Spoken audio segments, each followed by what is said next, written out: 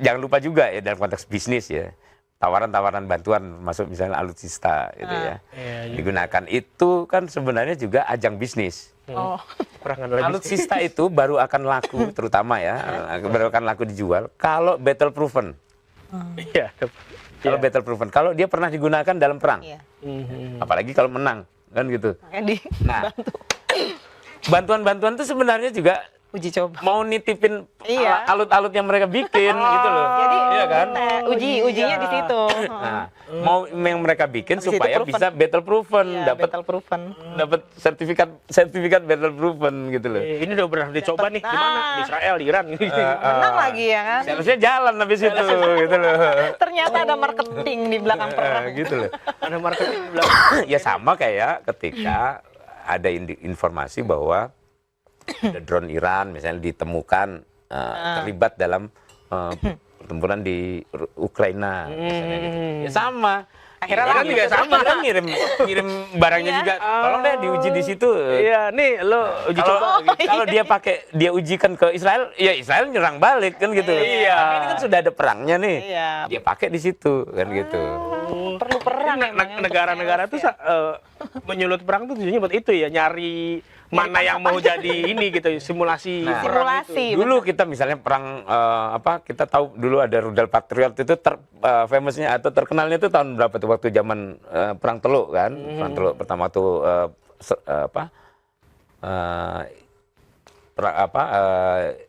Amerika nyerang Irak ya kalau nggak salah itu.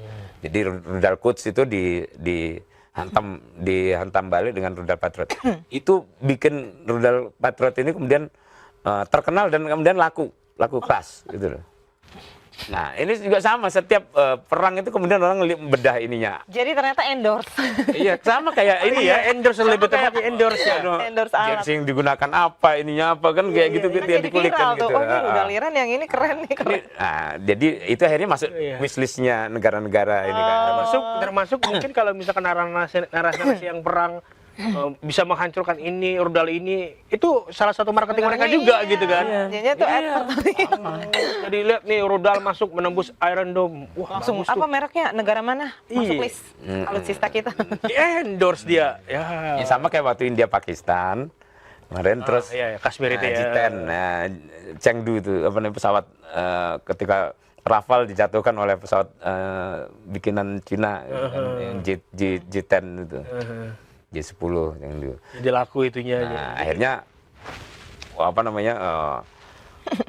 J10 itu mulai dicari orang di ini. Nah, salesnya mulai keliling termasuk Indonesia tuh gitu kan. Wah, itulah kenapa dalam perang ini kompleks ya dampaknya ya. Di ujung-ujungnya bisnis dan ujung-ujungnya bisnis senjata. Menang jadi arang, kalah jadi abu. Nah, yang menang salesnya. Yang menang salesnya sebenarnya. Kalau jadi arang juga ngapain gitu. Makanya pasti dijaga. Sejauh ini saya masih yakin bahwa deeskalasi masih mungkin dilakukan. Artinya akan kembali, bukan berarti kemudian akan damai, kemudian salah satu pihak kalah dan salah pihak yang lain menang gitu, enggak juga. Perangnya mungkin akan kembali ke status quo, kembali ke ambang batas di bawah perang. Gitu.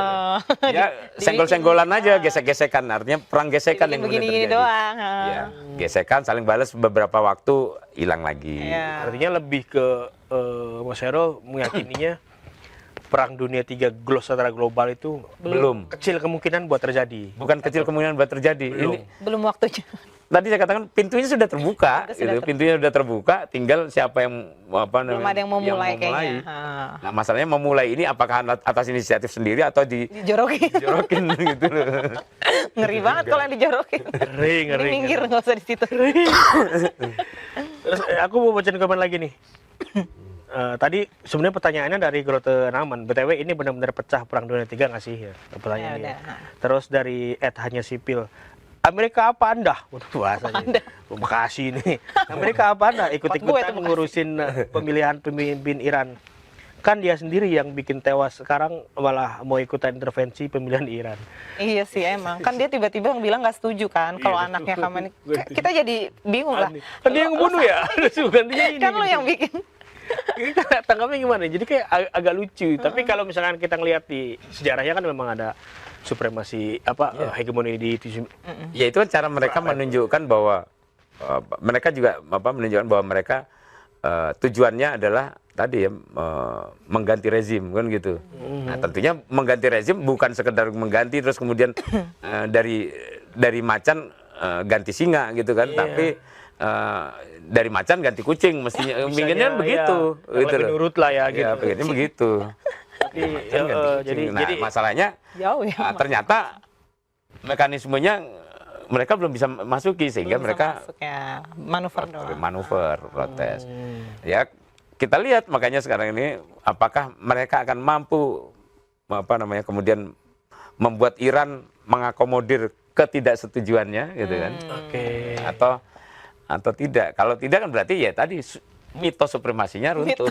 Mitos supremasi runtuh karena itu aku baru pikiran itu soal yang Amerika ternyata memang nggak sekuat itu gitu Iya, kan. betul. Digertak aja langsung ketir mereka gitu kan. Iya. Bahkan ada yang bilang bahwa Amerika lagi Banyak krisis kan klaimnya. gitu loh. Benar. Segala macem gitu kan. Tapi kita balik ke dalam negeri nih Pak. Prabowo usahanya Bapak nilai berapa nih? Kalau kita ngelihat Usaha apanya? usaha dia buat diplomasi katanya mau jadi penengah, mau jadi mediator segala macam dengan mengajak Orang negara lain. mungkin ada sedikit miss ya. Indonesia tahun ini adalah ketua D8. Ketua D8. Nanti bulan depan KTT D8 itu di Indonesia. Ya. D8 itu anggotanya selain Turki, Pakistan, Indonesia dan beberapa negara yang lain, ada Iran juga di situ. Oh iya D8 ada Iran ya. Ya. Artinya dalam konteks keketuaan tadi, ya sangat mungkin kita terlibat sebagai dalam proses itu. Artinya di dalam Satu forum organisasi. itu Indonesia jadi ketua yang bisa dalam tanda kutip ngasih teguran ke Iran. Bukan teguran, ya artinya komunikasi. mediasi lah kasarnya.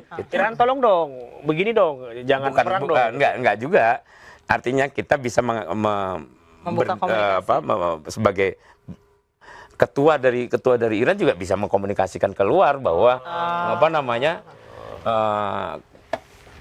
ke forum yang lain bahwa ini kami sudah bicara dengan Iran. Iya. Kan, itu Artinya peluang untuk komunikasinya terbuka di artinya forum itu ya. multilateralnya ada. Ya tentu ada. yang disebut juru damai itu kan bukan berarti kita sendirian kan gitu. Itu dia.